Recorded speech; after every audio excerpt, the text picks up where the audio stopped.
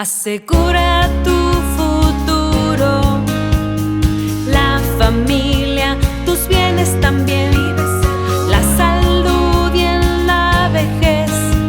Invierte en lo que amas, respaldo patrimonial, da confianza, respaldo patrimonial, protege lo que amas, vive seguro.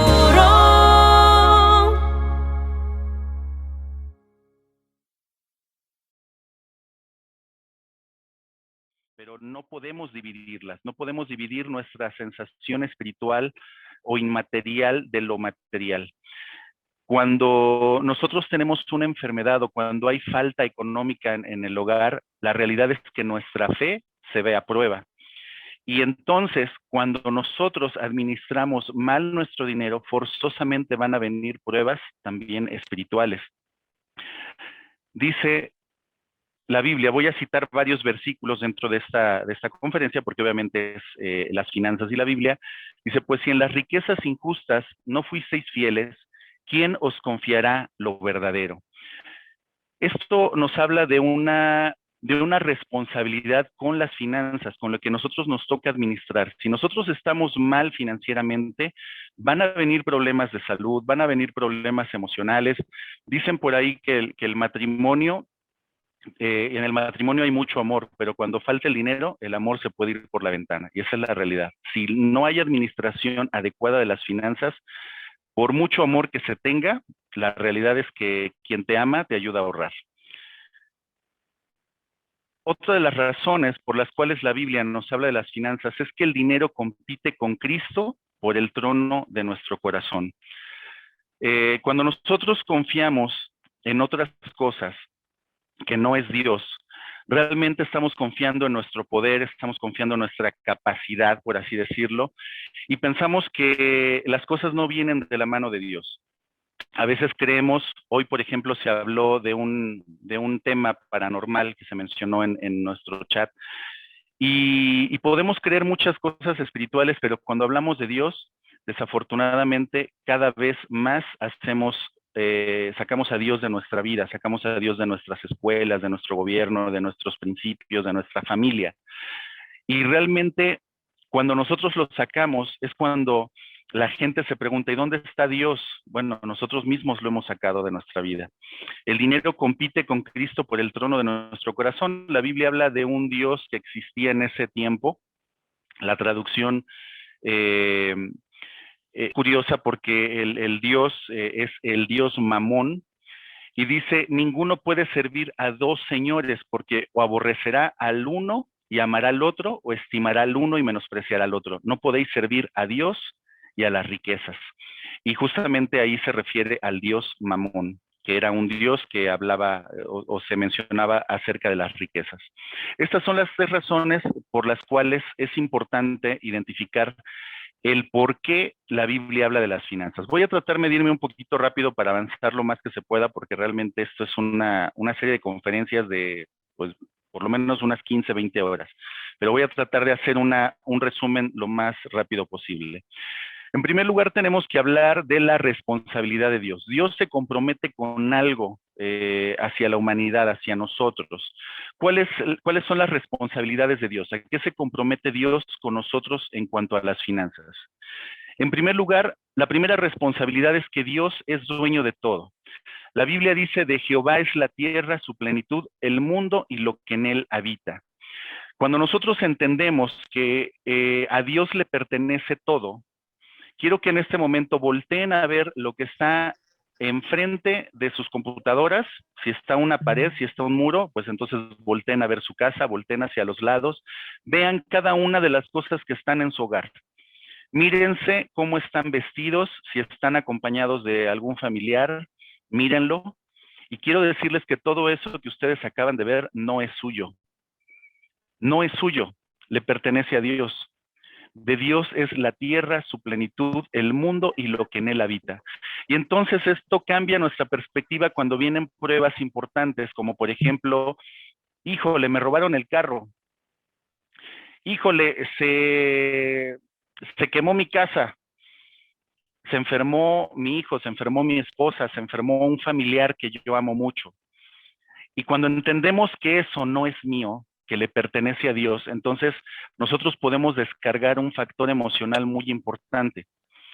Cuando yo trabajaba en la Universidad Madero y me tocó coordinar justamente esa licenciatura que también diseñé, recuerdo que unos meses después llovió tan fuerte que se inundó la cancha de básquetbol, de la cual se presumía tanto que era de las duelas más sofisticadas de todo el país.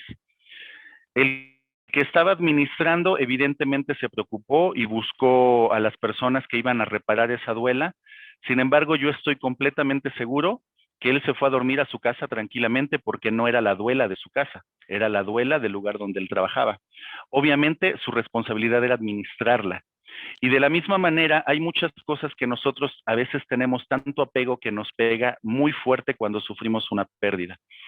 Pero debemos entender que las cosas le pertenecen a Dios. Probablemente no nos va a alcanzar a ver la contraparte de este tema con respecto a nuestra responsabilidad, pero lo voy a mencionar brevemente. Si de Dios Él es dueño de todo, esto quiere decir que nosotros solamente somos administradores. Esto es bien interesante. Voy a regresar un poquito antes de que vean esta imagen. Cuando estaban las cruzadas, los soldados que iban a las cruzadas se bautizaban porque justamente en el 313 después de Cristo, el emperador Constantino, que fue quien se convirtió, él fue quien instituyó el cristianismo como la religión oficial del Imperio Romano. Y entonces los soldados al bautizarse se bautizaban completamente, pero dejaban la espada afuera y decían, todo te pertenece a ti menos mi espada, porque si no, no voy a poder hacer justicia con mi espada, matar. Hoy en día sucede algo muy similar y bueno, el nombre no crean que lo puse a propósito, es pura casualidad. Y dice, bueno, Carlitos, cuando yo te bautice, todo lo que vaya debajo del agua le pertenecerá a Dios. ¿Y qué creen que hizo Carlitos? Miren. A veces le decimos, Dios, yo te entrego todo, pero realmente mis finanzas no te metas. Y hay dos cosas en la vida que no nos gusta que nos toquen. Cuando nosotros tenemos problemas financieros, no nos gusta que nos digan nuestros problemas financieros. Y cuando tenemos problemas familiares con nuestra esposa, nuestro esposo, no nos gusta que nos mencionen esos problemas. Son dos cosas que no nos gusta que nos hablen. La otra responsabilidad de Dios es que si Dios es dueño de todo, quiero que entonces entendamos que Dios tiene el control de todo. Dice la Biblia, todo lo que Jehová quiere lo hace, en los cielos y en la tierra, en los mares. Este versículo siguiente es mi favorito. Dice, y sabemos que los que aman a Dios, todas las cosas les ayudan a bien. Esto es, conforme a los que a su propósito son llamados. Y a veces pudiéramos pensar que las cosas que nos pasan pudieran ser las peores. Yo les cuento brevemente, a lo mejor los que me conocen saben el estilo de vida que yo llevo, el estilo de vida económico, pero si yo les contara que a los 18 años yo me encontraba en Guadalajara con una sola mochila y una guitarra en la mano, y que la forma en la que pagué mis estudios era cantando en los camiones y trabajando de albañil y pintando y haciendo, bueno, hice muchas cosas con tal de pagar mis estudios, en ese momento pocos me lo creerían. Y algunos me dicen, oye, ¿y cómo puedes darle gracias a Dios por eso, por esa situación que tú viviste? Bueno, la realidad es que si yo no hubiera vivido eso, y que les puedo contar muchas experiencias muy curiosas de la austeridad con la que viví por lo menos 4 años en Guadalajara, creo que yo no valoraría lo que hoy tengo, y que cada cosa que Dios pone en mis manos, yo le doy gracias a Dios porque me lo está poniendo en las manos. Otra de las cosas es que Dios provee de nuestras necesidades. Y aquí voy a tocar un tema bien importante y que a lo mejor pudiera causar calambres, porque a veces pensamos que el varón es el proveedor. Y eso es lo que nos han enseñado culturalmente. Y desafortunadamente ese concepto no es bíblico. Dios no ha dicho que el hombre sea el proveedor. Y a veces hasta se culpa equivocadamente y se dice, es que la iglesia nos ha enseñado culturalmente y está equivocado. Y sí, efectivamente, el hombre no es el proveedor del hogar. La Biblia dice que mi Dios pues suplirá todo lo que os falta conforme a sus riquezas en gloria en Cristo Jesús. Y la Biblia nos habla también de que Dios es el proveedor y que puede proveer a través de 4 formas.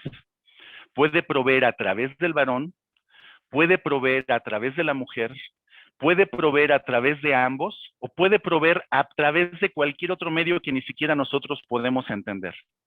Y yo creo que más de uno de los que estamos en esta conferencia, en algún momento hemos sufrido austeridad, hemos sufrido problemas, varones a lo mejor en algún momento las esposas han tenido que sacar la casta y decir, amor, no te preocupes, hoy me toca a mí, hoy te invito yo.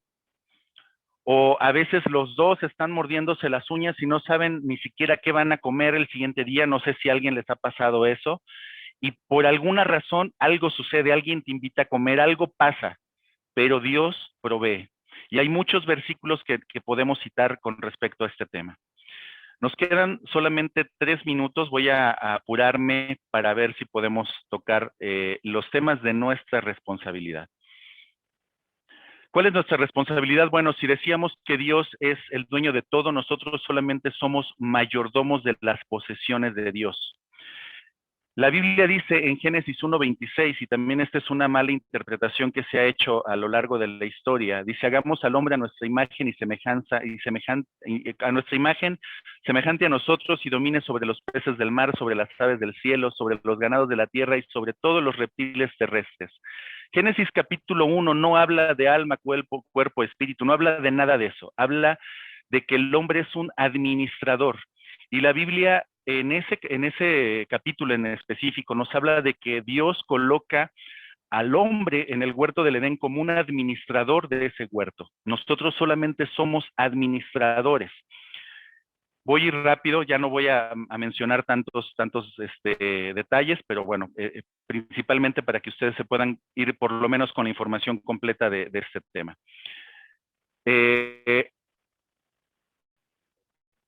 La Biblia dice que debemos de ser fieles.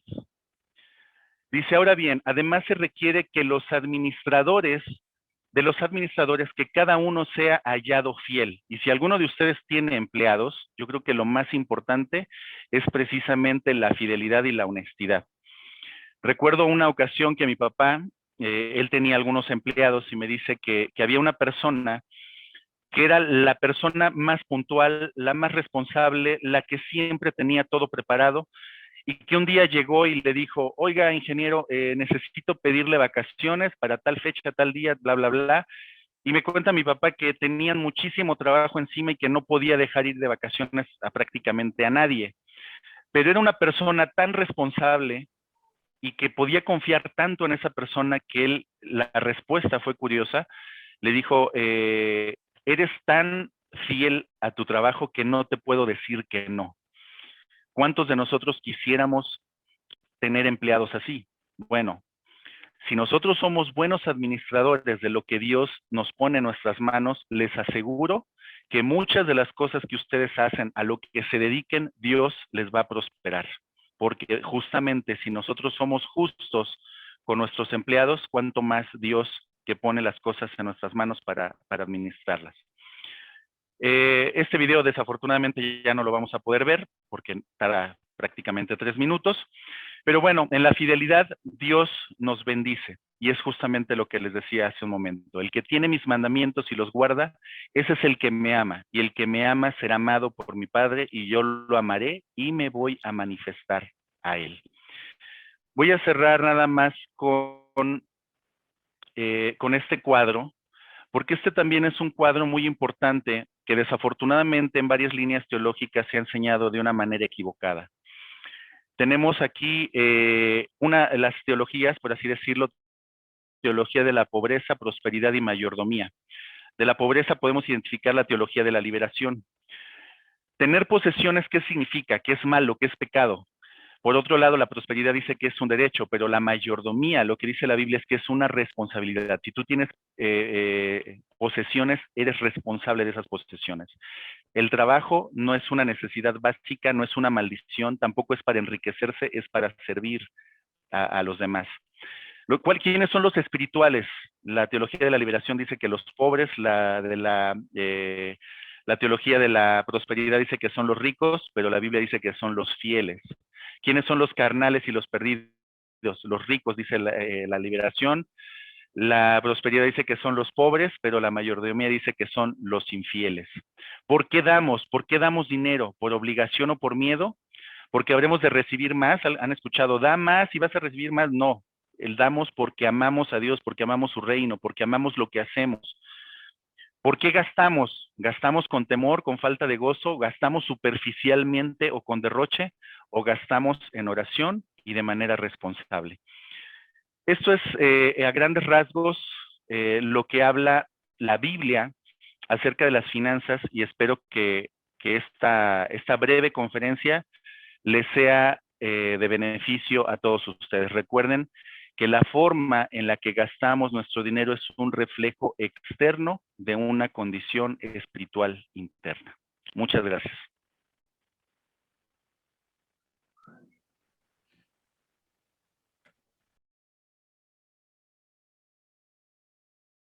Protege lo que amas, vive seguro.